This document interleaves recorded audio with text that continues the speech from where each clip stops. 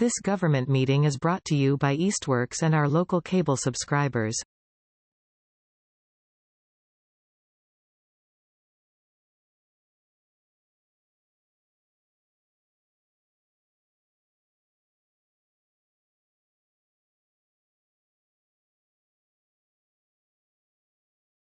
To order this meeting of the Easthampton Rent Study Committee on June 2nd, 2026.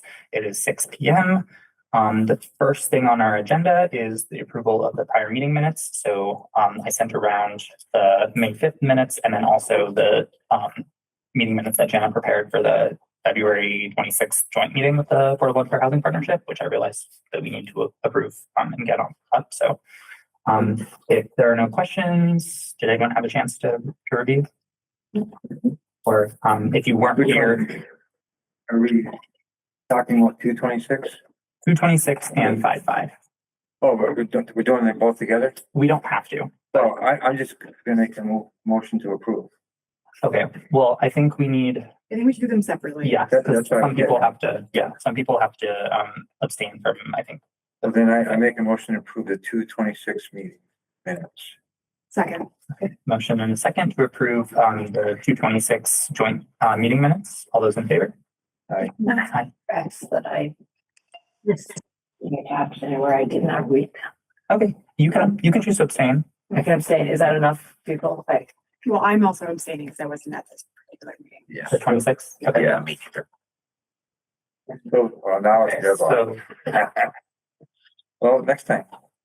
who's there, and I trust you putting it together. You want to look at them real fast? I should have.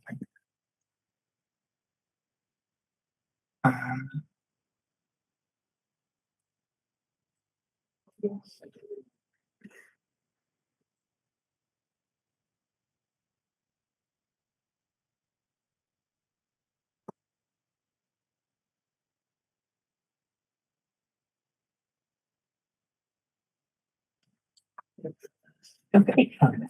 So we have Kevin's vote. okay, so oh yeah, I have to do roll call. Well, can I do like a split roll call? Can I just roll call him and then? I mean, it's not as formal. Okay. I think it's. I'll allow it. All right, so I have a motion and a second to approve the 226 meeting minutes. That was a joint meeting with the Affordable Welfare Housing Partnership. Motion and a second. All those in favor, and I will, I guess, roll call Kevin first. Aye. All those in favor, everyone else? Aye. Abstentions? Okay. Opposed?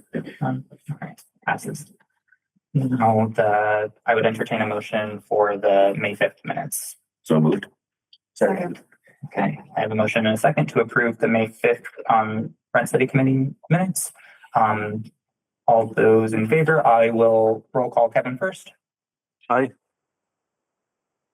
All those in favor in the room? Aye. Abstentions? Abstain. There. All right, motion passes. Okay, next on the agenda is public speak. If anyone is here that would like to speak something into the public record that isn't on our agenda, feel free.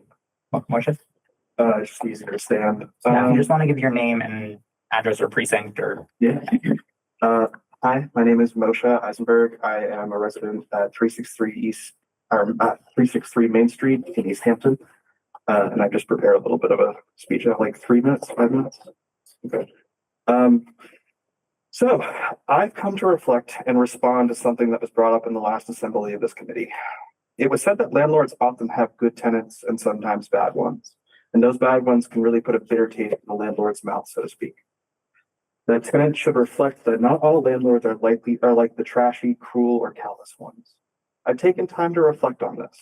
In my time speaking to landlords while doing outreach in our community, I have indeed run into other landlords that speak of that one tenant that's stuck in like a bug in the rug, trashed the building on the way out, or sold drugs and the like out of the rental property.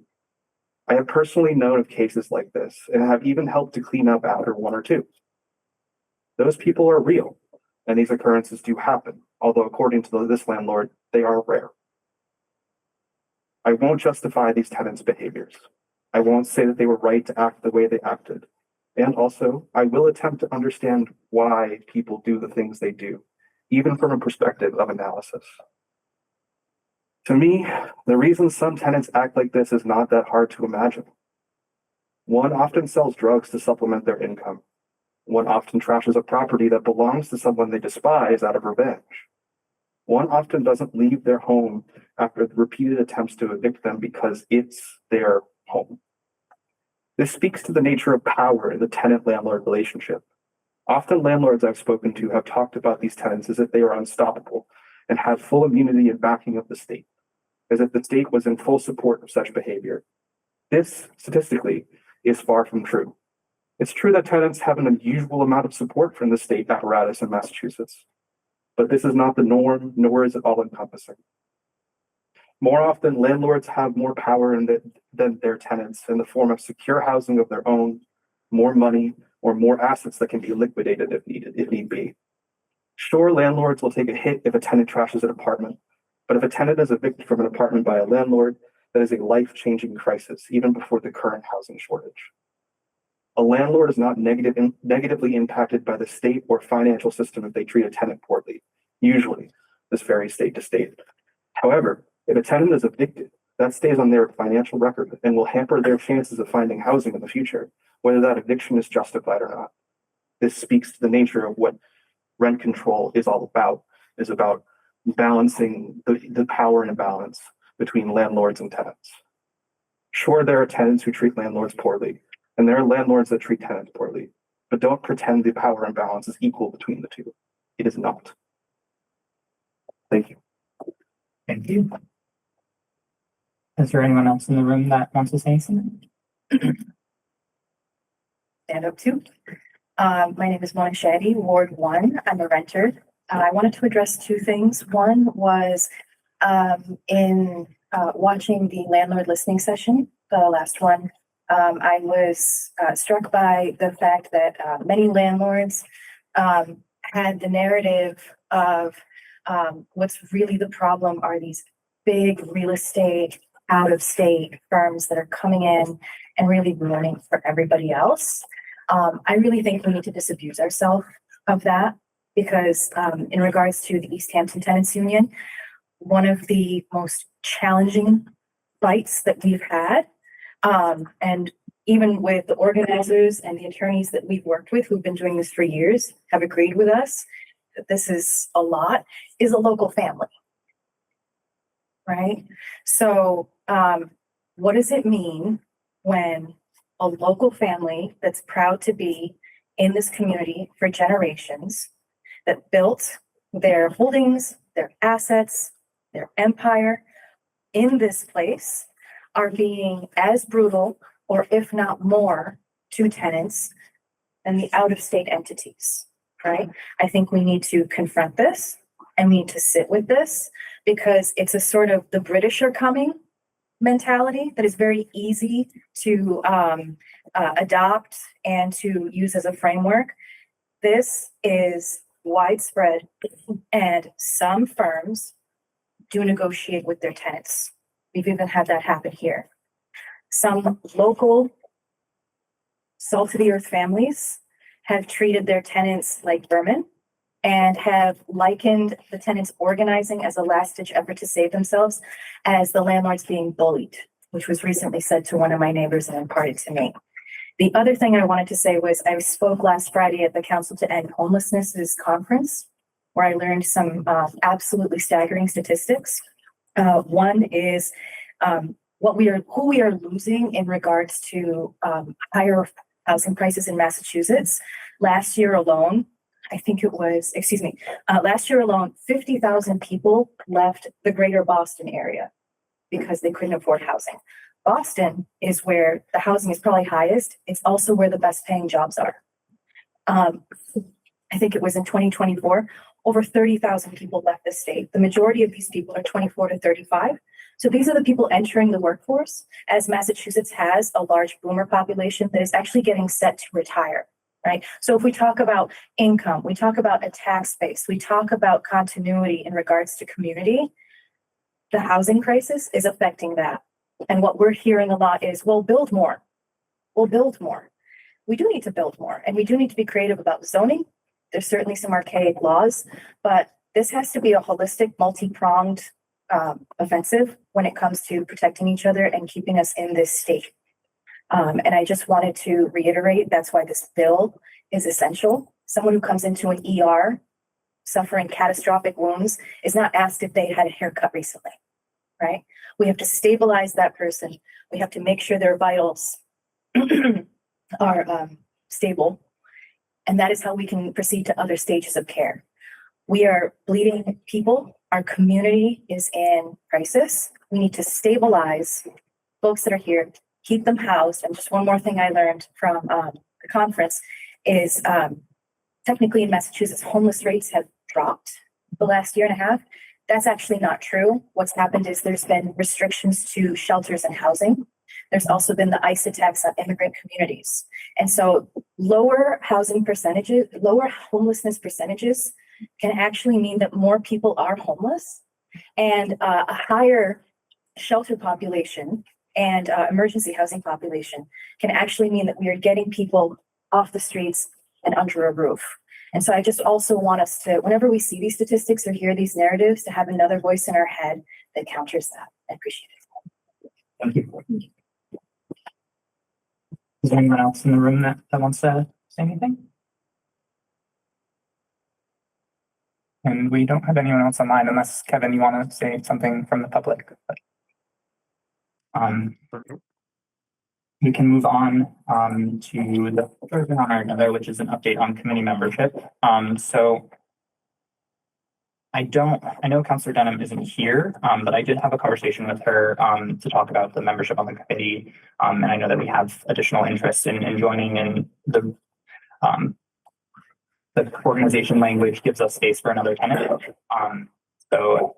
And then another reason is also as we start entering into this conversation regarding an ordinance, I think me and Councillor Denham both sit on ordinance committee, so that complicates things as well. So she offered to step off the committee to make room to a tenant.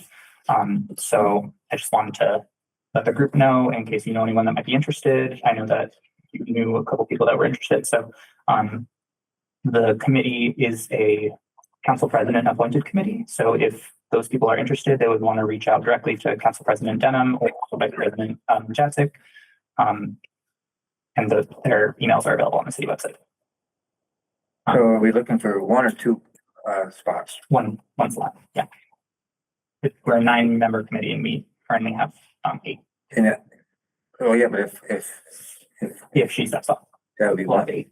Oh, I see. Okay, thank you. Any other questions, comments, or? All right. Okay, so moving on to the listening session, discussion, and reflection. Because the last 2 meetings were specifically listening sessions and we didn't really have a debrief, I wanted to give us a chance to just sort of chat and reflect on what we heard and what we thought was interesting. It's not necessarily something that we have to pin down tonight, but if anyone is interested in specific suggestions that they want to research further, definitely welcome. I'll just say for number 5, Donna and I haven't had the chance to meet and discuss fully the draft or the template ordinance. So that we'll continue that the next meeting. But yeah, so I just want to open it up. Does anyone have any specific observations?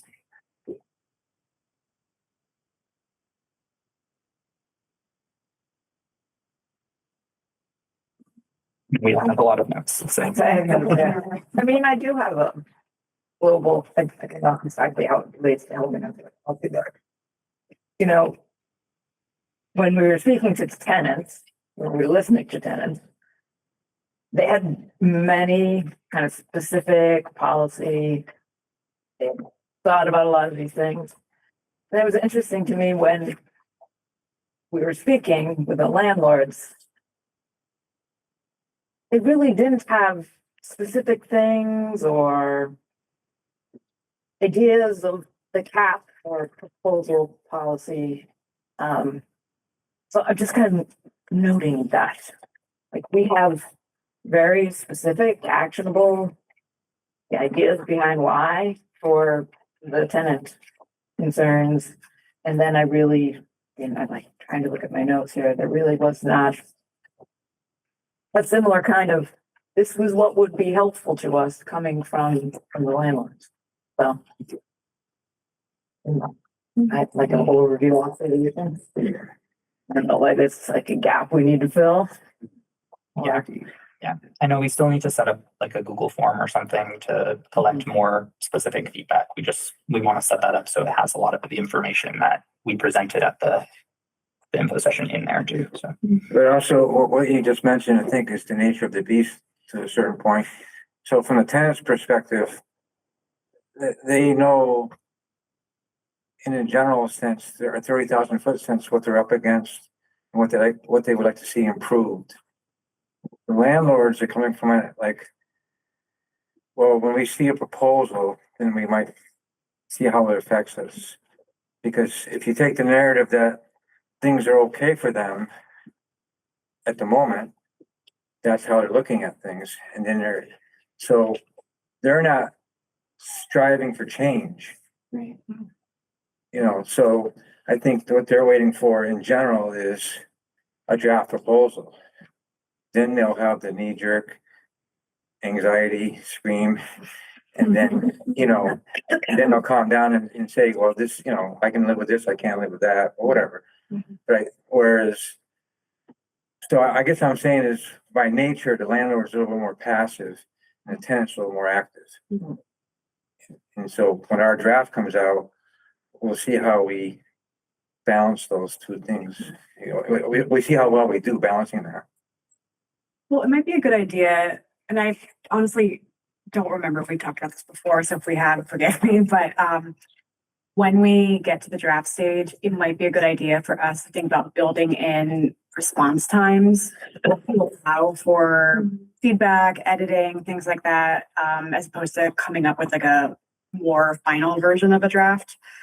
Just because I feel like, to your point, David, I think there is going to be more feedback from the landlord sides, especially at that point, maybe not so much from the tenant side, but I admit I was expecting some more specifics too, but I don't think that there's been the same kind of organization around it as there has been on the tenant side. So it wasn't totally surprising. But yeah, I mean, I think the other thing I just want to mention really quickly is I did think there were some good specific ideas that were brought up on the tenant side that are worth us kind of chewing over a bit more. Just a couple kind of things that stand out to me in my notes were things like a dollar amount versus a percent cap was one suggestion. Someone had mentioned using residential electricity for non-residential purposes and, thinking about scoping out stuff like that when we're talking about putting stuff into the language, what counts as a lease violation, being really specific about some of that. I like the idea, I forget who said this, but someone had talked about giving all tenants, a package of like what their rights are as sort of like a standard addendum maybe to a lease document could be something for us to also consider. I thought that was a good idea, but there are other specifics as well, of course, but yeah.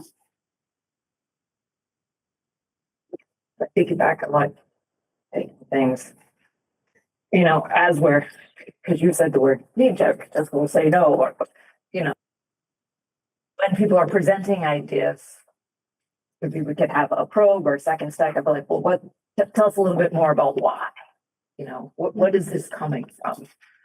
What particular need? And then that's some of our rationale, how we might base it on the final proposal.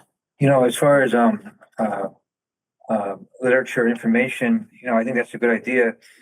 From the housing market, the brokerage, years ago the listing sheet was was a page or two, and now there's a lot of disclosures. Start off with lead paint and UV insulation, but whatever. I don't see any problem with a landlord. In addition to their lease, handing them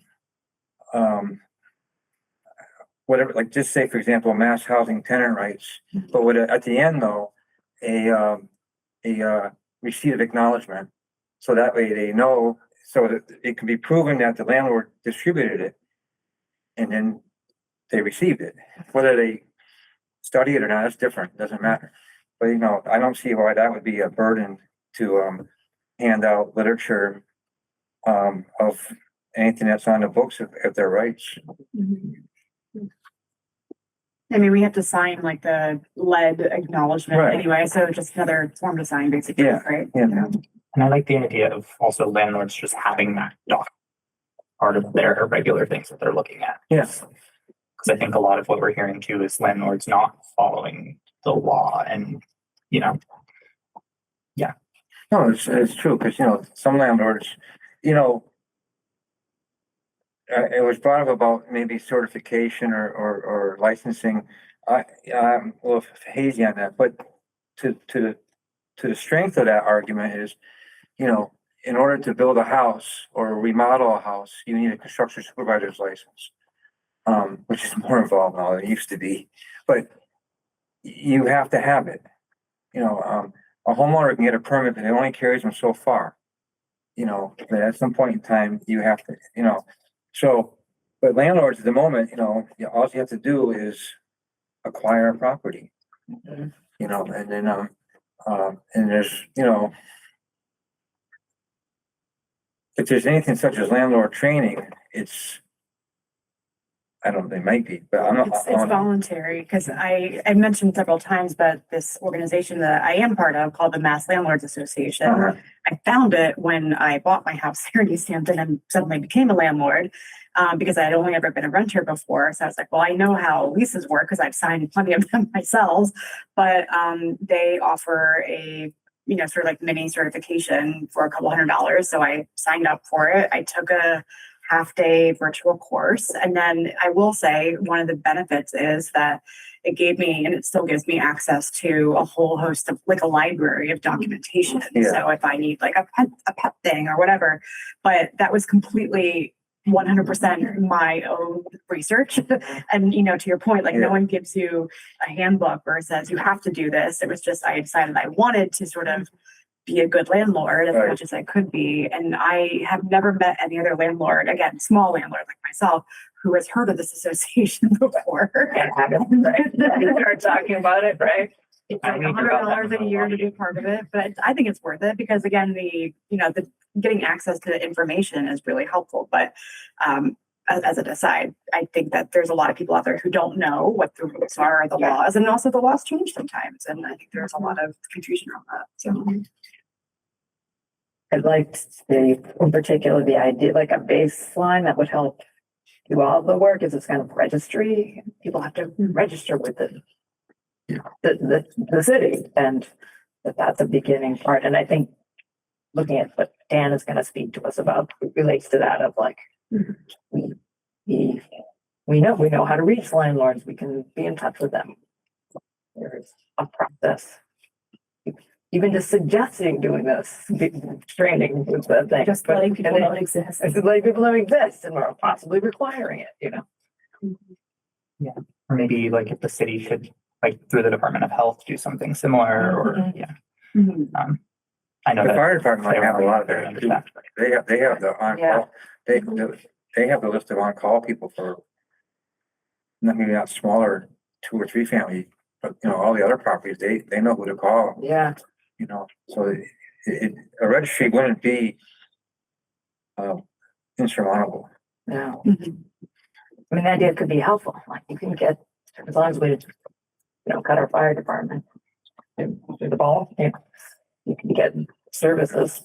And I think that I want to put a pin in this because I know we have like the presentation that Dan is going to give that we can flesh out that conversation more. But I do think that there's a lot there to pull out, and especially like if we're going to be administering something like this, we're going to have to charge a fee and like what that looks like in terms of that being passed on to tenants and what's reasonable. And so, yeah. But does anyone have anything else that they want to say? I want to offer Kevin a chance to speak because he showed me a document that he wanted to share with the group ahead of time that's sort of related to the landlord conversation that we had in the listening session. I know that he was talking about wanting to like open his books and just like show sort of an example. So he has pulled something together and wanted to share that with the group. Okay. Yeah, thanks, John. I don't know if you had a chance to distribute that or not. I didn't, but I can share my screen if that's. Sure.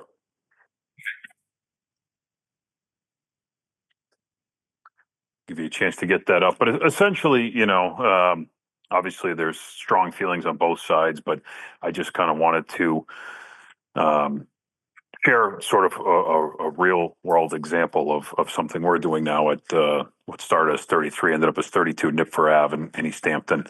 Parcel we picked up from the diocese, and zoning only allowed us to do essentially a duplex and an ADU by right there. That's something that we'll keep for a long-term investment. But, what I felt was important to share, because I know, well, I don't know, I guess, but my sense is, when folks see units like this come on and see what the rents are going for, I think there's some people that understand what the construction costs are and how the numbers are these days. And I think some people just aren't aware of that. And your knee-jerk reaction is going to be, wow, that's crazy. Look what rents are going for, and an automatic perceived notion that is equating to a landlord looking to, have huge returns or kind of line their pockets or something, or take advantage of a low inventory in a city in a high demand. So, I'm open to sharing several of our properties, but I thought this was kind of interesting and eye-opening because the numbers speak to it. And, these are real actual numbers in terms of land purchase, construction costs. And I think the important piece to look at the construction is my cost as a general contractor, also my other company for Five Star Building Corp. That is not marked up. That's not project management. There's no superintendents, and that's quite frankly self-performing some work. So for, an investor who's not a general contractor, those numbers are going to be, probably 10 to 20% higher in terms of the construction costs. And that's largely driven, quite frankly, to just not only the cost of goods these days, but code. Everything from, primarily the specialized and overall extended energy codes that Easthampton had adopted, that, the cost of insulation, the cost of framing goes up because you have to use specialized framing practices, things all like HERS ratings and the blower door test. I mean, the technical side, building today is very different than even building 3 years ago, 5 years ago, never mind going back 10 or 15 years. I mean, it's night and day. And so, yes, materials went up and labor went up, but the big driving factor is not really your labor and material increases. It's means of construction that are required. And this particular piece, because it's not a duplex, or excuse me, because it's a duplex and not over 2 units, we're not required to do fire protection. Had this been anything over 2, so 3 and above, we would have to do fire protection. You're adding probably a bare minimum of 75 to 100,000 if it's just 3 units, and then it would go up from there. So, really, I'll let the committee, anybody else who wants to review that, take a peek at it.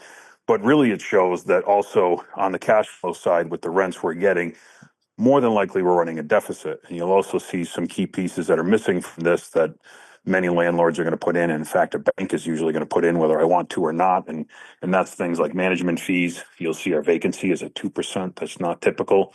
Typically, you're going to see 5 or 10% vacancy, especially when a bank's looking at this. But this is more of a real world snapshot of what my costs are. Our management's low, our maintenance is low. And you see what it looks like. Like I said, even at those rents, that property for the short term will run a deficit. Now, I'm not crying, poor me. Obviously, there's a reason for it. It's a long-term investment. It's you're still netting a gain there because you're paying down your principal. But in terms of cash flow, it just gives you an idea of what a property like that is like. And I just thought that it was important to share that, and folks might find it eye-opening to see what's going on present day with present day codes and today's rent, and why the rents are going to be what they are. Well, thank you so much for bringing this and being willing to share this with us.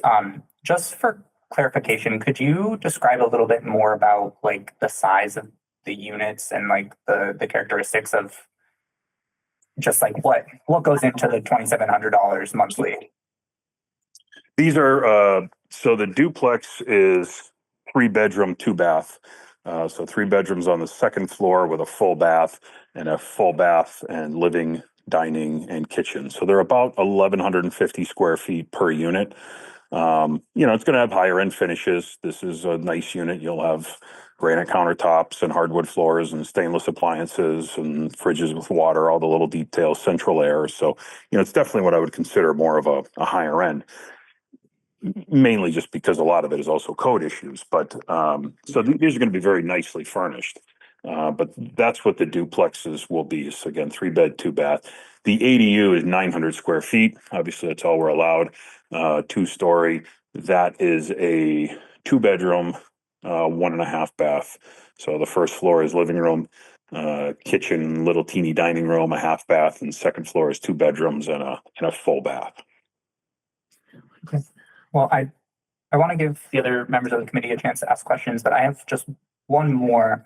And was there any like considerations or specific considerations that you could share about why you chose to do like higher end finishes? Is it just the market supports that better, or is it just it is more worth your while? There's multiple factors. You're not going to save a significant amount. Your cost per square foot when it comes to, carpet versus, an engineered wood flooring, a granite top versus a laminate top, and stainless appliances versus regular appliances. All in all, it's a pretty small number.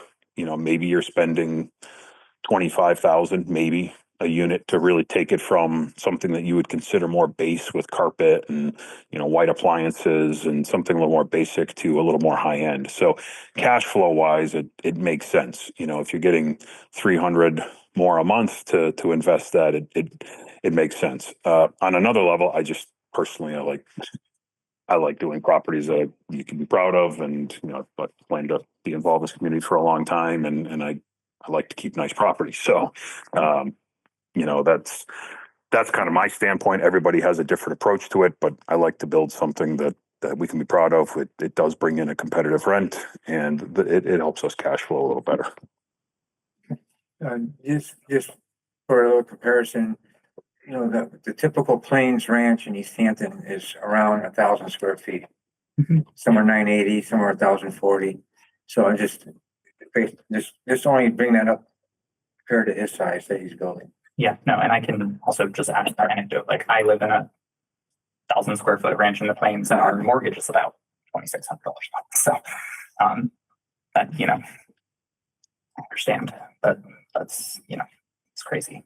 Yeah, and that's why I wanted to show that, because that's the immediate reaction. The difference is the down payment, but certainly if you're a first time home buyer, things, but it's also driven by interest rates. If interest rates, were like we talked about last time, we're back down to 3%, then we could have lower rents, and it would be a more palatable project at lower rents. But unfortunately, if you're going to buy a home now, a homeowner's, depending on your credit and things, you're probably looking at 6.5 or more, and never mind your typical 20% down. Obviously there's, first time home buyers, things like that you can get less, but the barrier to entry to be a homeowner is certainly difficult. Keep in mind, this includes your insurance and, water, sewer, and a multitude of other things that, your maintenance and such. So it's still cheaper than being a homeowner at that rate, but your point is well made. And then is there anything, did you want to say anything about this last page? Sorry, I didn't realize that there's. No, I just wanted to kind of, like I said, I felt it was important. There were some comments I've heard in the past that I think there's a real perception that, rent increase always equals immediate money to your pocket, or high rent is, greedy landlords. I just wanted to share real world numbers. This is truly what it looks like. These are our actual numbers for the project. Again, I'm not trying to say, oh, poor us, we're losing money. At the end of the day, it builds net worth for the company, but cash flow wise, short term, until interest rates drop, you know, if it's run very, very well and I have very good tenants and no vacancy, it's almost a break even for us even at those high rents, which, you know, I would argue is not necessarily high given what you're getting and getting the comps in town, but I understand it's, you know, it is a pretty large rent. More than a lot of people would be interested in taking on. So that point is not lost either. But again, I figured it can't hurt to have some transparency, and you know, I'm open to sharing some other properties that this is. I wanted to get this one out because it's an easy grab. We basically had this made because it's a brand new project, and this is how we go to the bank with them. I'm open to sharing something that I've had for 15 years, and you'll see kind of what those numbers look like with a reasonable rent increase every single year on the tenants, and how it works with, you know, the costs going up, and I'd like to share those as well if you think that's something that's helpful. Yeah, definitely. And I'll just note for everyone in the room and also on our copy, this document is it's in the folder for this meeting on the share. So, and that's available to the public as well if you want to take a look. Does anyone else have a question on the committee? I see Donna, but Donna, do you want to? Yeah, I do have, I have one question about that. So Kevin, you said this is a long-term investment. It looks like you've got, it looks like you got a 20-year loan on that. So is this something that you would not expect to make a profit on until you've reached 20 years of rental on the units? Cash flow, no, I mean, I can't imagine that's the case. I mean, let's hope interest rates drop, although you know, you'd have to really do a refi to see a big one. Most notes these days, and again, you know, full disclosure, ours has a floor of 5%. So even if rates, you know, there's a catastrophe in the US and rates drop to 3% in the next 2 years, and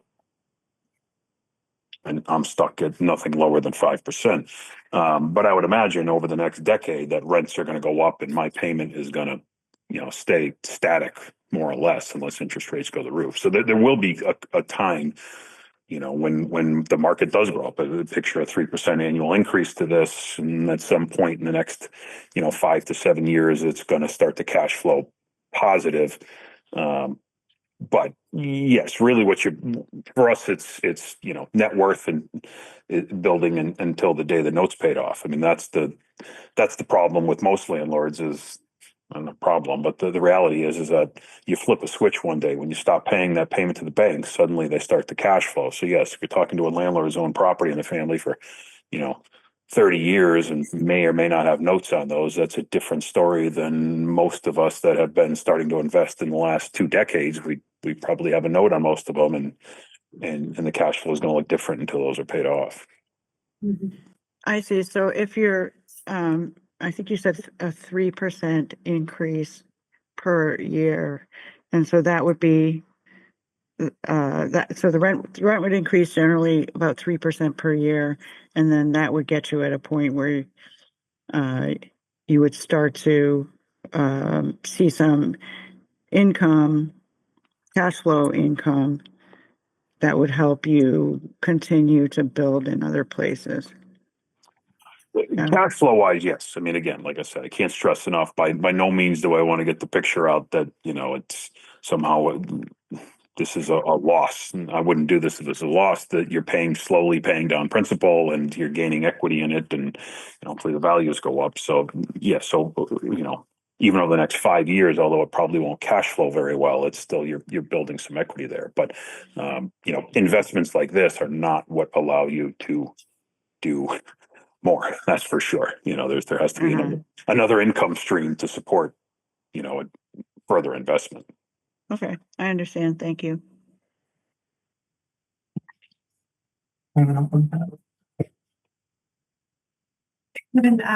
Just thank you again. I appreciate you sort of talking us through these numbers. I would be interested because I think if I remember you from our last session, you had mentioned variable rate mortgages. And so if you had a property that was an example of that for us to look at in the future, that would be really interesting for me personally to look at, because I think this makes a lot of sense to me with a fixed rate over the 20-year period. So I get how that all plays out for you, but I would like to, it would be interesting, I think, for us to kind of look at what what does it look like in real number terms for something that's not fixed over the long term?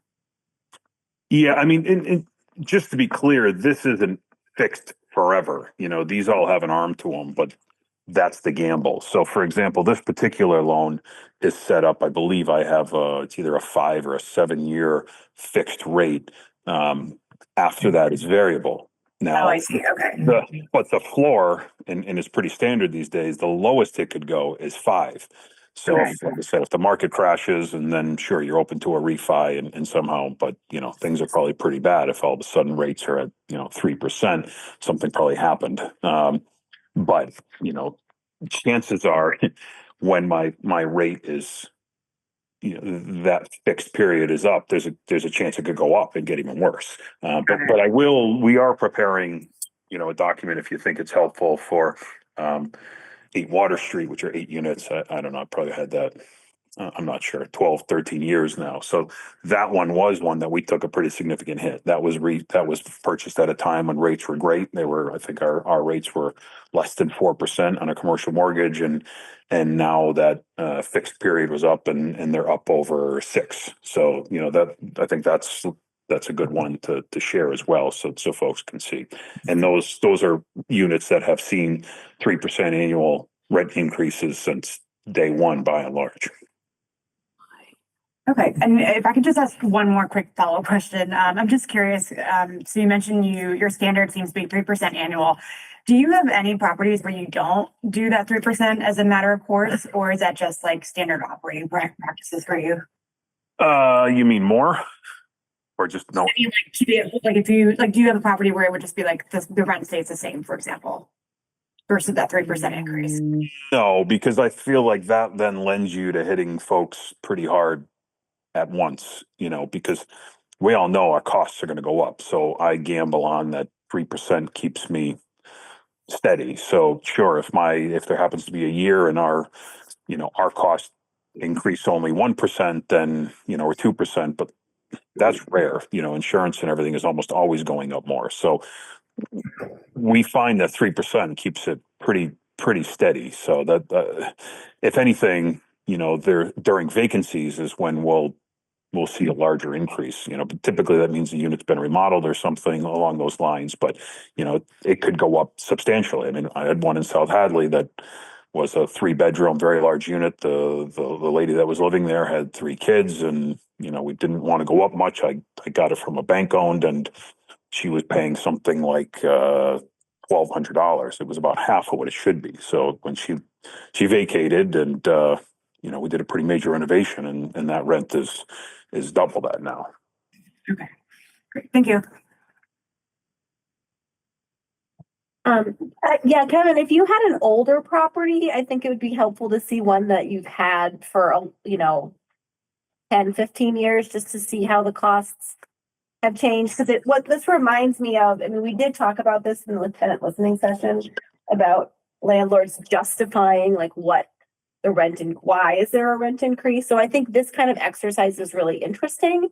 And I think a lot of the tenants and the tenants union live in older buildings that aren't brand new and weren't just built. And so I'd love to see an example of an older property, but also I think it's interesting to think about how, what other landlords are doing to justify, like what kind of analysis landlords are doing.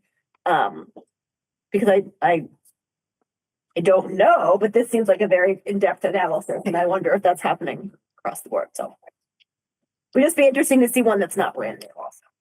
Yeah, for the next meeting, I hope to be able to share, like I said, Water Street in particular, I think is a good one because we have had that for quite some time and there's a history there. There's a couple others that we can share of different sizes, just to give you an idea. Like I said, there's really no reason not to. I think that clarity and transparency can go a long way through this process. So, I'm happy to share as much as we can. Thank you. Awesome. So yeah, thank you again, Kevin. I'm going to stop sharing the screen. And then I would like to welcome special guest Dan Gilbert to discuss this idea of an enforcement incentive mechanism. Yeah, sure. Um,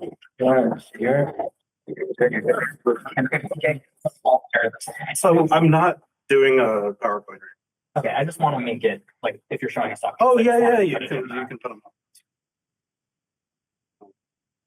Cool. Thank you guys for having me here. So there's a couple reasons. I'll just give you a really brief background. I'm a renter in the city. I've had some good and bad landlords. And I really appreciate the presentation Kevin made, actually, because it kind of ties into what some of the things I'm going to be talking about. Kevin also happened to be my first landlord in Easthampton, and it was a positive experience, especially because the building has changed hands, and so there's a kind of very direct comparison there. So I've seen very, very big rent increases, and I've seen modest ones as well. We have our hands tied in this state. We cannot implement rent control without the legislature. So I love the idea of doing a home rule petition, and I really support your guys' work on that. I don't want to take away, distract from that at all. But I'm really interested in ideas that we can do now. And there's actually a lot of municipal power that is legal, that doesn't require the state house at all, that can be done through the city council and ordinance. So that's one of the things behind this. The other one is kind of speaking to how Kevin is budgeting all of this. One of the best levers I think we can do is a financial lever. There's a lot of levers out there that are pushing rents up. So I was thinking about what is a lever that we can use to push rents down. And that's where the incentive comes into it. Finally, we're blind. Like, we don't have a view of what this market is because it's completely unregulated. We have no licenses. We don't have a list of, there's so much anecdotal information. And when that's all you have, it's great. But it is so valuable for everyone, I think, in the city to have the data of what's going on, which is why I think a registry, license, and permitting system is such a good idea. There's precedent for this. Amherst does this. They use the fee money for different purposes. And there's pluses and minuses there, but so that's a little bit of where I'm coming from and why I'm here to talk to you about this idea. The idea is pretty simple. We would have a registry, we would have licenses for landlords, and we would have permits for units. The first thing to keep in mind from a rent perspective is that any fees that are paid for these will then get passed on to tenants, right? So having fees that weren't there before is going to raise rents in the city as a matter of physics, financial physics. So anything that is done in a program that institutes fees has to take that into account and either imagine that it's offset or it's providing some sort of service that's worth it, right? When you're looking at Easthampton, and there's a lot of rent increases that are well beyond the 10%, hundreds of dollars, $200, things like that. Even the maximum amount from a program like this with modest fees would be, first of all, a one-time rent increase. It wouldn't put pressure on rents going up year after year after year. It would just be a one-time, the only increased pressure would be if you raised fees, right? So, but implementing the fees is a one-time rent increase. And we're looking for a program like this, at least with the numbers that I want to present, somewhere between the $7 to $20, which isn't nothing by any means. And my hope is that would also be offset by some of the things this program does, and therefore would be worth it. But that's a discussion. There's nothing magic here. You can't magically provide an incentive without funding it somehow. So this idea is fully funding itself. There's no taxpayer money. There's no city money. There isn't even labor money, like this would pay for its own administration. So the numbers that I have started with, and I know that this was like shared, but I want to, this is just a sort of a 2-page overview. It doesn't go into the nitty gritty details. I do have a ordinance draft. It's got a bunch of red in it. That's stuff that who knows, but I always think it's good to start from a really technical template. But the basics. What if we charged a license fee of $40 a year and a permit fee? The permit is per unit, not per landlord, of 80, right? So there's about 1,000 individual landlords in Easthampton and about 3,000 rental units. That's an estimate, right? But it's a nice ballpark. So that would result in about $280,000 a year in fees. That would also equate to a $10 a month raise in rent one time. That's the pressure from adding those fees onto landlords. The city would measure now. So now that we have every landlord is known and every permit is known and the rents are required to be reported, right? It would be through a website. It would be something reasonably easy to do, but it would be required.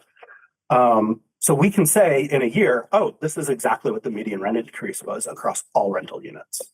So we would do that. And essentially we would then take that big pool of money and give it back to landlords, but we'd give it back proportional to how little they raised the rent, how stable their rents have been, right? And the reason that I kind of like this idea is it is a financial lever, right? It's just one other thing that you can put onto your spreadsheet and say, you know, how much is this potentially worth? So there's a bunch of details in this. There's a bunch of math. None of it is like, I don't think any of it is especially insane math. There's various parameters that can be tuned. So there would have to be some sort of a, there's a curve parameter that's sort of like, how much do you want it to be proportional? You could reward everyone who's under median the same amount. That would be sort of a flat curve. So there's opportunities here for all sorts of things. You can tweak the numbers. I sent out that little simulation. It allows you to just kind of tweak, you know, this is what a license would cost. This is what a permit would cost. This is what the pool would be. The administrative overhead, obviously, it's simplified here for 25%, 75%. You'd probably want to like have that be a little bit more complex in terms of have it be a more dollar amount, because you don't want like, you know, if it was $80 for a license and, you know, $160 for a permit, your administrative overhead wouldn't double, right? So you wouldn't want, it would just be sort of a waste of money. So, you know, so there's little details in there. This is something that can be implemented. I'm not a lawyer, but my understanding is this can be implemented by ordinance. I think landlords have a lot to gain from it. I think tenants have a lot to gain from it. I think tenants and landlords will have some issues with this, which means that it's probably a good compromise, right? Because if everyone's happy about some things and unhappy about others, that's it. But you know, I'd like to think that I don't know. I don't know exactly how this would work in aggregate. I don't have other data. I have not been able to find any other cities or towns that have done this. So if we did do it, we'd probably want to do it as a pilot. And there's a lot of devils in the details kind of things like, well, you might not want to do this based on a 1 year to year. You might want to do this on a 3-year moving window, right? So there aren't these steps of like big increase and then zero increase and you get a subsidy for the zero. Like, you know, we're looking for stability here. We want to reward stability. So I mostly want to see if you guys have any questions about this because I sent out this material and hopefully you all got a chance to look at it a little bit.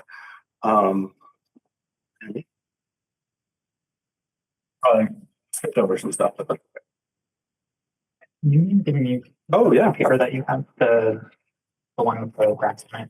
Oh, sure. Yeah. So I only printed out one version of these, but what these are the little simulator that I built. And what they represent is, I think I failed to share that with the group. I only shared the PDFs. oh, That's okay, like- okay. Oh, interesting. So you could pull that up. Yeah. It's in the email that I sent to, yeah, so there's a link in there. So yeah, so Oh, that's what we're. we'll see it up there, yeah. Donna has a question too. I don't know. Yeah, actually, Dan, thank you for putting this together. You've obviously put a lot of thought into it. Some of the things that I'm noticing, and I haven't looked in detail yet, and I want to do that, but I do wonder about some of the administrative costs. I have concerns about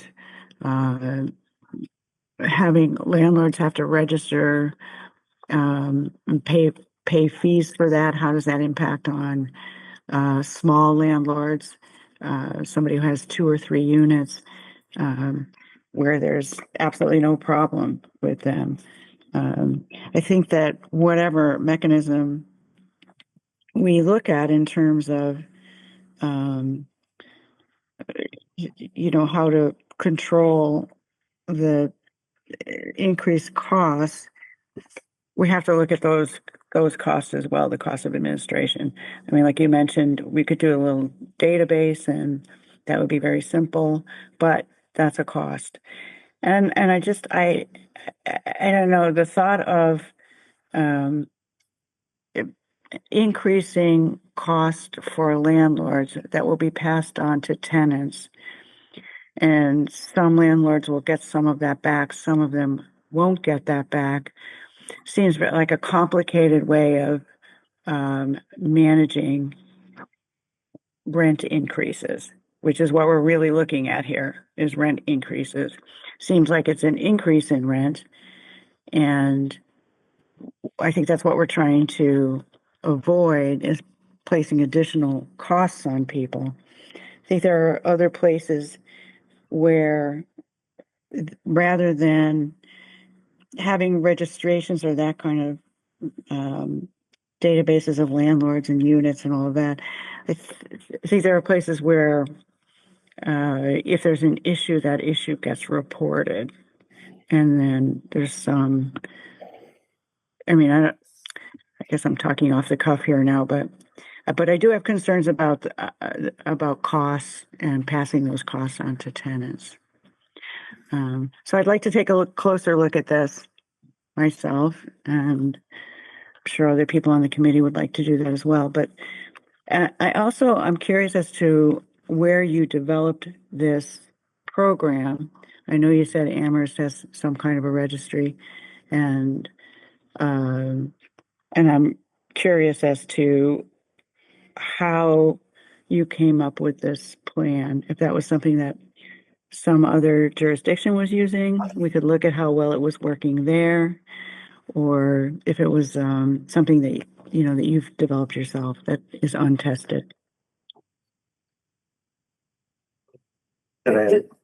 Just parsing that, there's the registry is one part, and the reward structure is another part, right? Like, and like you said, Amherst has a registry, but this idea that really all the thought you put into it, I appreciate it. This is something that you haven't seen somewhere else. I have not, no. So I do just want to say that, so Amherst charges, I think it's $150 per year per unit. They're primarily putting that money into health inspections. So they are mandating, I believe it's once every 5 years, that every rental unit gets a Board of Health inspection. And they're using that $150 per unit every year to fund that. It's a way to go. It's interesting. They get a registry. I don't know the nitty-gritty details of it. I think it's a little bit of a waste because there's already really strong health code stuff in place, and you can submit a there's a problem with my health code and the health department will come.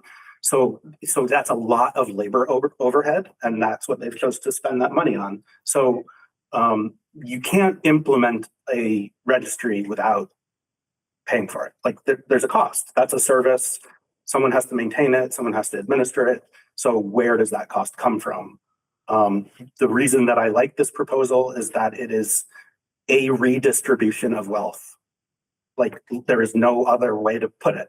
We are redistributing wealth from everyone in the city, landlords, everyone who's a renter, right? Little amounts. And we are giving that to landlords who are financially keeping their rents the most stable, right? So The carrot. it's a carrot, but it comes from somewhere. It has to come from somewhere. So there's only so much you can do without money. And I don't want to pretend that this is like a freebie that's like someone has to pay for it. And so you spread it amongst everybody and then you reward the behavior that you want, right? And it doesn't have to be moralizing. It's simply financial. Yeah, that makes a lot of sense. But David, do you want to? A couple of things.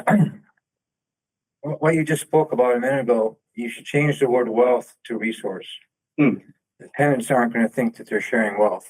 Sure. Yeah. And, it's money is a resource. Whatever your stance on money is, doesn't matter. It is a resource. How it's allocated is different. I don't want to take away from your, concept of, incentives. However, I think your proposal has a different potential, a possibly better potential. Sorry to say better. And I think I don't really think landlords need to be rewarded. So if there was a surplus of funds, so to speak, I would like to see, no, I should not say that. A different idea might be to bank that money into an affordable housing fund. Mhm. The registry in Amherst is a little bit of a combination, good intention / shit show. The Amherst residential market is the Wild West. It's crazy. It's and UMass is expanding. They're out of state students, and they don't have a place to put them. And they are way behind on health code issues. They're way behind, even though they have a strong building department. So they're flailing and they're trying, but we're not in that situation. I think if we had a registry, whatever purpose the registry would have, it wouldn't take us long to go from startup to viable, whatever our purpose is. Mhm. As far as, I think the smaller landlords, the smaller units might need some help on codes, remodeling and stuff. The bigger landlords seem to know what's going on for different reasons. But if you raised a certain amount of money and it went into a bank for affordable housing, and I'm just saying that in the broadest sense. So if that's tenant relief in a case-by-case situation, or maybe as a reward that a landlord is able to knock down a rent $100. I'm not gonna get into the weeds and the details, but I think there's great potential with this, with some more and smarter people than me thinking about it. No, really, I mean, because you can raise significant money. You have to make sure it doesn't go into the general fund. Seriously. Remember, our excise tax was supposed to be for road repair. Excise tax does not go for road repair at any percentage.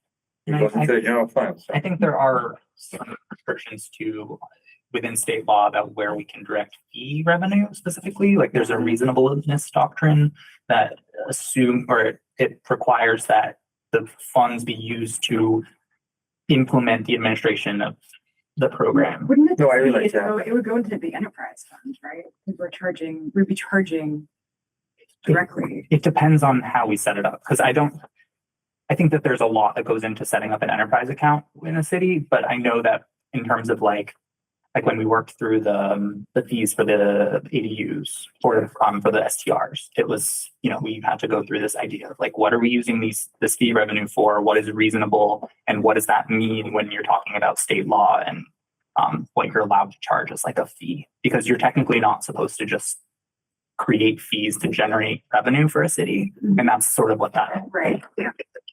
And that's one of the reasons why I structured it the way it does, because it's entirely, to my understanding, again, I'm not a lawyer, permitted and legal for a city to say, we have an interest in keeping rents stable.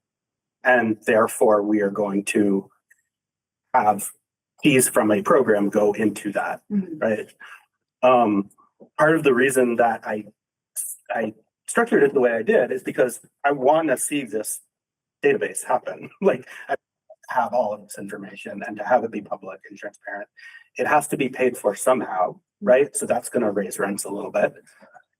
My hope is that because of how a lot of the money is being spent, it pays for the overhead, and then there's this big portion of it that hopefully nudges rents down. It's just math, but you can't predict exactly how much it's going to be without trying it, which could or could not be more than the cost of the fund itself.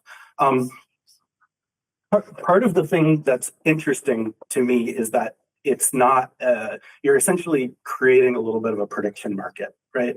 Because you don't know what every other landlord is going to do in terms of rent raises. So you're kind of making a little bit of a bid Prisoner's dilemma towards the subsidies, right?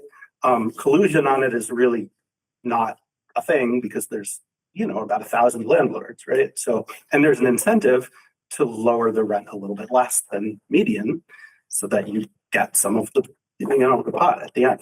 So I like that aspect of it because that means that it has the potential to actually lower rents more than it costs to implement.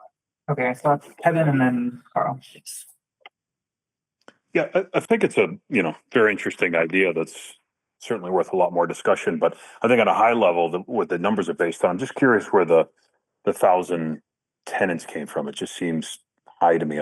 Maybe I have my numbers wrong, but I thought we had somewhere around 17,000 people, maybe a little less. So 1 out of 17 people in Easthampton being a landlord seems high to me, but maybe not.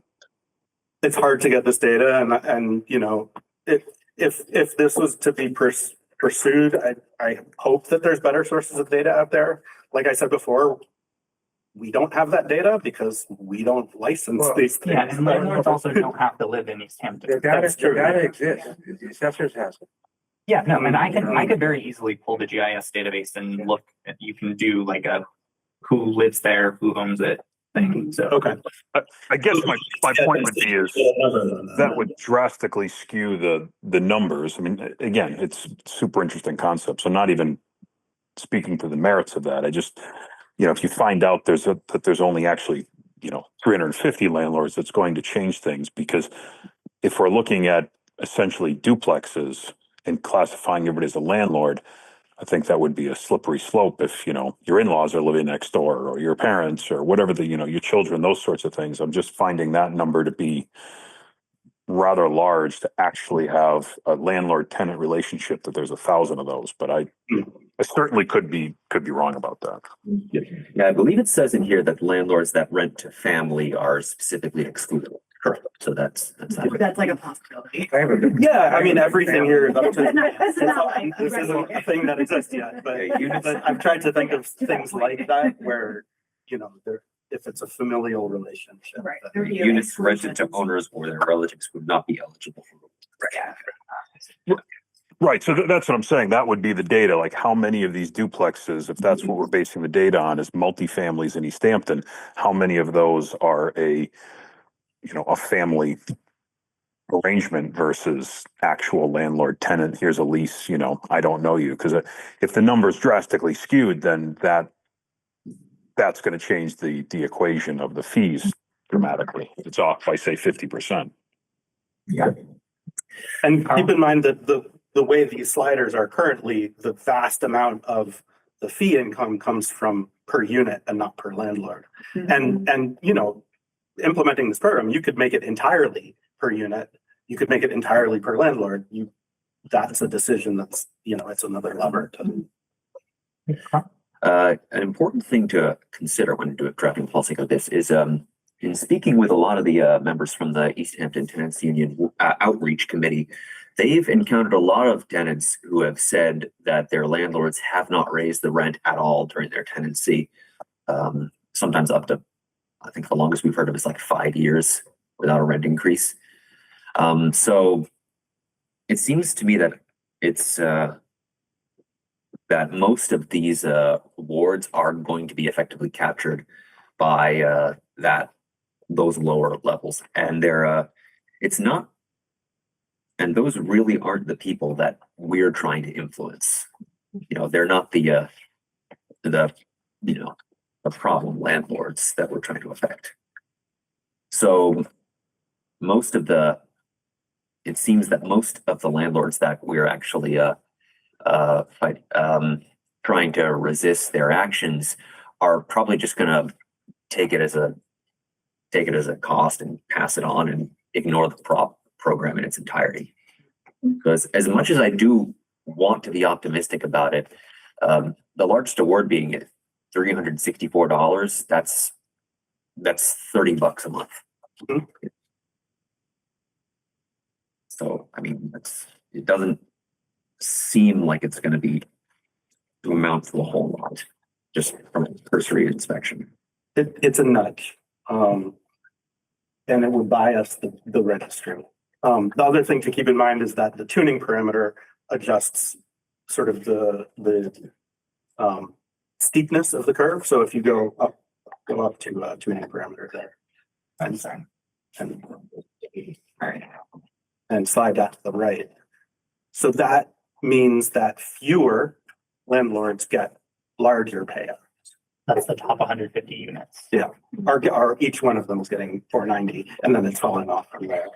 And is that award per unit? Yes, Okay. it's not per landlord, it would be per unit. Yeah. Again, that's something that you can change, but And if we like raise the fee to like what Amherst does or something like that.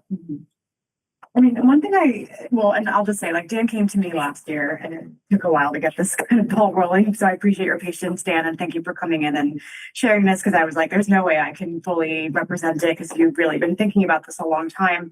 But one other thing I do like about this idea, and it definitely needs a lot more discussion and kind of parsing through the options, but being able to get data, like right now we're saying, we don't know data. We don't know really anything. We're relying on self-reported stuff. Even with the listening sessions, we're dependent on people hearing about it and then coming and deciding to share, as we saw. Not everyone wants to do that. So I think even just from the data perspective, being able to understand what the landscape looks like here in Easthampton would be incredibly valuable. And I think that there are, to David's point, I think there's different ways of thinking about what we could use this data for. And I also think that, I know one of the things we talked a little bit about was there could be like sort of add-ons in the future. So for example, you could put in reviews, right? So maybe there's a publicly accessible aspect of the database.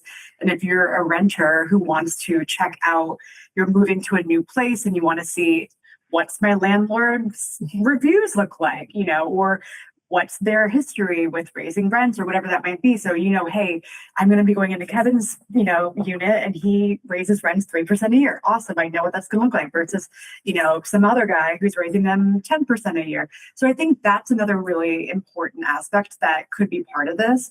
And I think it's great that we're talking about it here, because one of our mandates as the Rent Study Committee, beyond the charter petition, is to do exactly this, is to figure out how can we alleviate issues for renters that are living in Easthampton right now. So I just think this is a really interesting idea for us to really kind of dig into further. And that we can do it. We don't have to wait for the home rule. Exactly. It's like, which will take time, even if we go on the fastest track. So Yes, so an ordinance would probably take a year.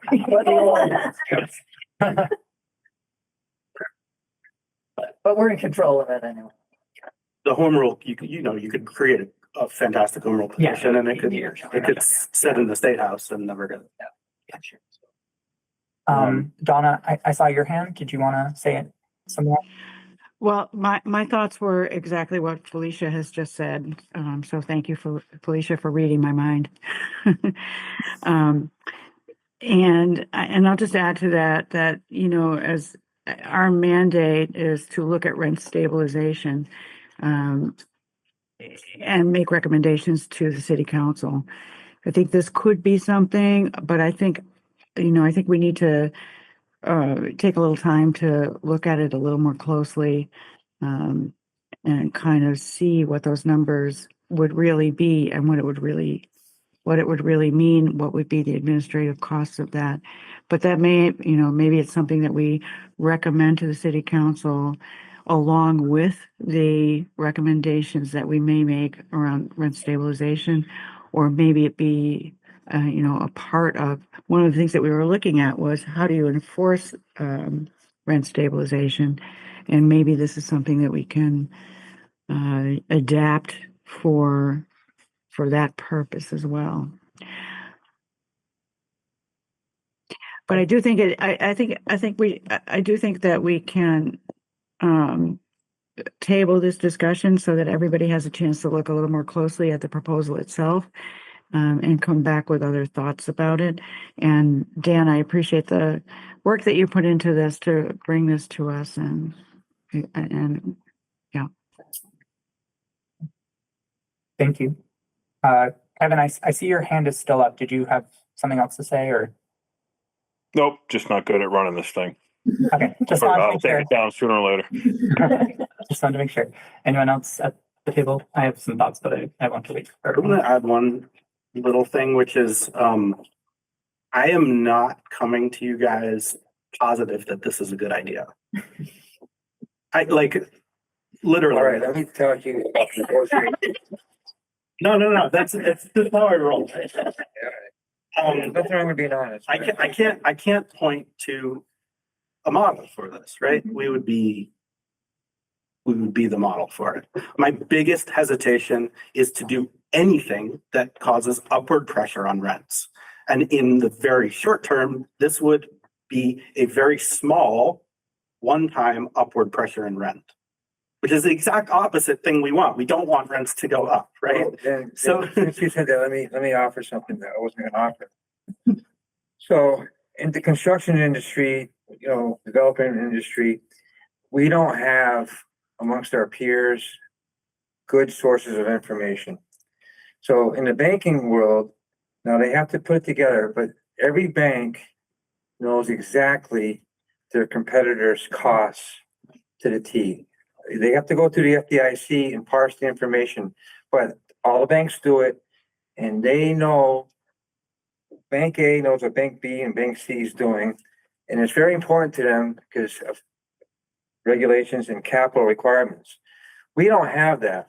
This registry would be my dream, because I would see what everyone's charging.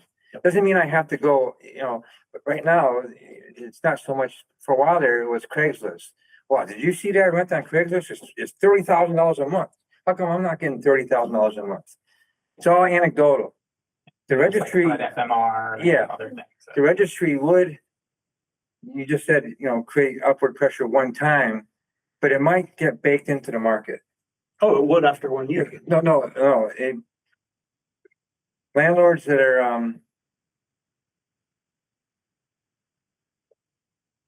income sensitive, meaning they want to know, and I don't know the right phrase. People who don't care what they're renting for aren't going to care about a registry. People who are renting for, I don't mean this facetiously, but from the good nature of their heart, or just because they have a friend or a family member, this will be fine for them, but they're not going to raise their rent because they saw someone else on it. But And those are the people that are probably going to get the majority of the awards. right. But I'm just saying the information, I don't want to take away. Data is good. Data is wonderful, but it's a two-edged sword. Well, but I think to that point, like, we would actually be able to know with real information what market rate is here in East Hampton. Because right now, it's a floating number Yeah. that's out there, but we would actually be able to say the average rent here is this exact number, and that would be backed by real data. And I think that's so valuable. I'm just like putting my economics 101 hat on. It's like one of the primary market failures is imperfect information and how, you know, we don't have good information, and that allows landlords to have power to set prices. So yeah, I agree with you. There is a feature of this, which is you could do this without the incentive program. And what that would look like is, you know, all of the money that goes towards you know, it would essentially be the fees are 25% of what they are here. So if the initial thing is, you know, essentially a $10 per unit, that would go down to $250. And you would have the same amount of money for administration, but you'd have no incentives for lowering rent, but you'd get all the data, right? So, I mean, I would even say, you know, as a renter, a one-time $2.50 rent increase, that's worth it for me, for us to have data on the entire market of landlords and renters in the city. That's not necessarily true for everybody, but that, you know, that's what we're talking about here. So it is in a sense severable there, but you know, my initial idea was A, registry, and B, like, can we take this money and get more than $1 worth of rent decrease for each $1 that it costs? What would be really interesting, because of course David said affordable housing, which is what I would like to talk about all the time. But for years, the city has talked about an affordable housing trust fund. Yeah.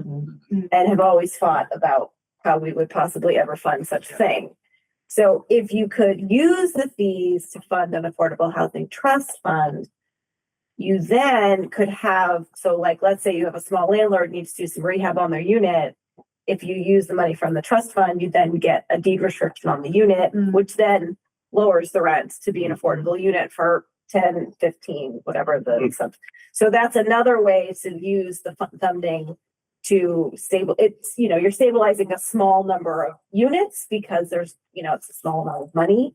But that's been a goal of the cities for a really long time. And we kind of get all excited about it, and then it stalls out because it's hard to fund it. And where, you know, you can fund it from CPA, but then you really have to fund it from some other source that's going to give you revenue annually so that you can use it for multiple different things. And so that could be something that would be interesting to explore, especially right for rehabs of units or a tenant preservation. I mean, the state has a really robust, you know, rent eviction prevention programs, but that was what I thought of it. So, Well, no, that's where I was kind of headed. And even like, you know, the mayor recently announced 2 ideas for tenant relief or people relief. I don't know. I just skimmed them. There used to be I don't know the name of it, but there was a fund in City Hall. I don't know the name of it, but the selectmen used to come and do an interview, and they would maybe grant $200 to a needy tenant or something. I don't know if that fund still exists. I think those were people had willed. Yeah. Money, and then But you know, I think a well-run, just in the broadest sense, a well-run affordability trust fund would be more bang for the buck than the $25 incentive. Not to dismiss that, because I think what the strength of your proposal is for us to think about it and do something locally. Oh yeah, 100%. I mean, if we could do rent control, I'd be talking about rent control. This would work side by side with rent control. I think it would actually even work better. But and what's nice is this also funds a position. This creates a job for somebody. Great. Is it within the purview of the town to actually engage in construction projects? Like to actually construct a new house or It's not an easy answer, but it's not an easy answer, but generally no. I don't think the city wants to get into that. Well, the answer isn't no, but it's is challenging. I mean, if you work with Habitat for Humanity and you have, you know, some grants, but it's a 4 or 5 year thing. It's not easy. That's fair. All right. So I have a number of thoughts. But first off, I just want to thank you for this very well thought out and like thoroughly researched, and creating an app for it is really cool. I just, I have a lot of respect for that level of rigor and you presenting that to us. I just wanted to say that. I think that there are a lot of really interesting pieces to this. I think just going off of what a lot of other people in the committee said, I think the rental registry is the piece that I'm the most excited about. I think that regardless of what we create as a committee, we're going to have to do some sort of way of keeping track of how rents are increasing. And I think that building that into this policy, and if we could even start doing that regardless of the home rule petition, I would be interested in, even as just a baseline to start the registry and then seeing where we can go from that. I think I have concerns about the legality of the fees, and that's something that I would want to look into more with the planning director and with the city solicitor, just because that's my understanding is that I'm not totally confident that we could use fees to fund something like this, but I'm also not a lawyer, so I don't know. If we could, I think I love the idea of the Affordable Housing Trust Fund. And I personally feel like, and like what David was saying, that like what Carl was saying was that the amount seems low.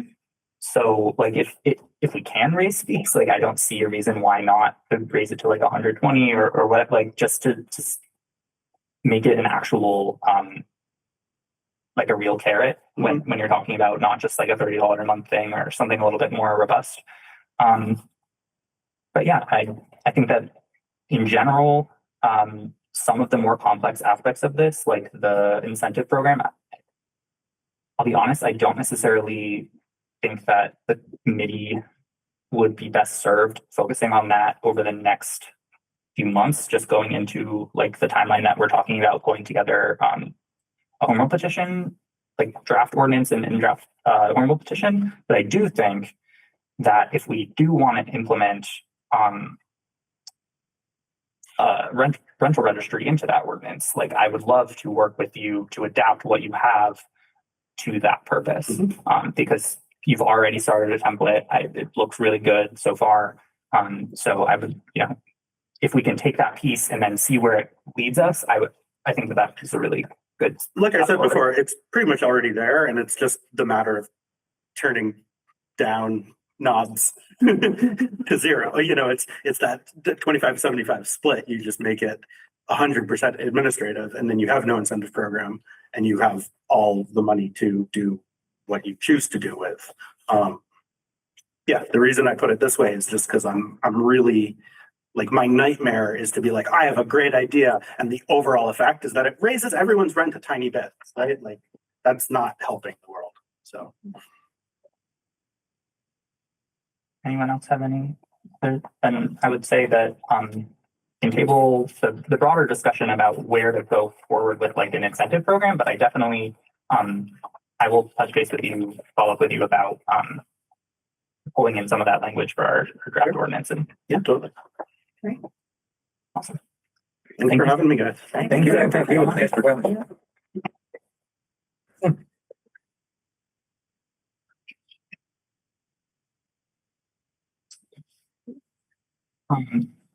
Okay, next on our agenda is to discuss the home rule petition. Like I mentioned, Donna and I haven't had the chance to touch base and really pull together a template ordinance, but we will meet and do that. I've just been sort of flat out with budget hearings, and I just don't have any free weeknights right now. So, but that will, I think that as we go into our July meeting, we're going to try to come with something just to start this process of pulling stuff together. And yeah, I want to do the work of pulling together the written statements of all the tenants and any written statements that we can get from landlords so far and just make that available to the committee and the public as well, because we haven't done that yet, or I haven't done that yet. And then if anyone wants to reach out to me individually, if you're interested in diving deeper in any specific suggestion that was made during listening sessions, I would definitely welcome that. Like if someone wants to look specifically into a rating system, or, you know, conditioning rent increases on maintenance and code compliance, or tenant right of first refusal, or whatever, that would just be helpful to have, to gather that information, just so we have a basis for discussion. Donna, I see your hands up. Did you want to comment? I was wondering if we had received written comments, and if so, how many have we received? So I've gotten one from someone who voluntarily sent it to me, but I have to actually do the following up. I haven't done that. But I plan Has on anyone else on the council received any written comments? No. but I do plan on going to the tenants union meeting this Thursday, and I'll ask about that. We have the tenants union here, so. Okay.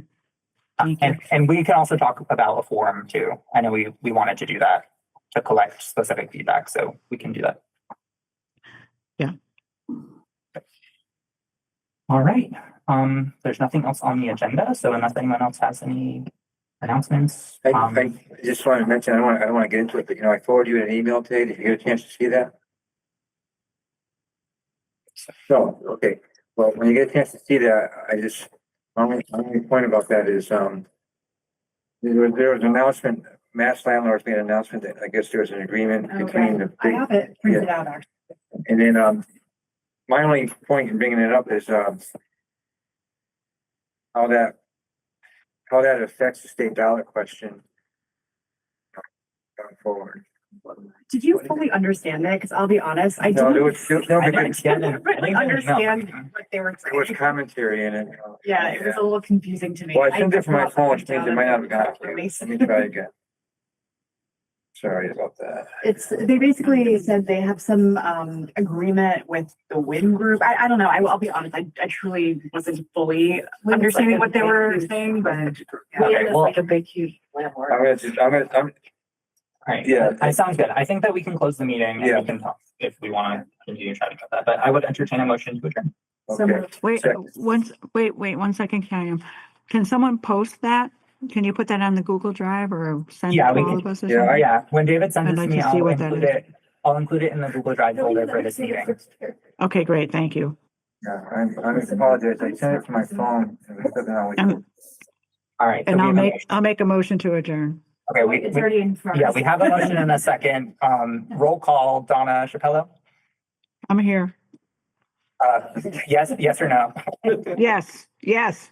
Sorry. I thought you said roll call for. Yes, I'm in agreement.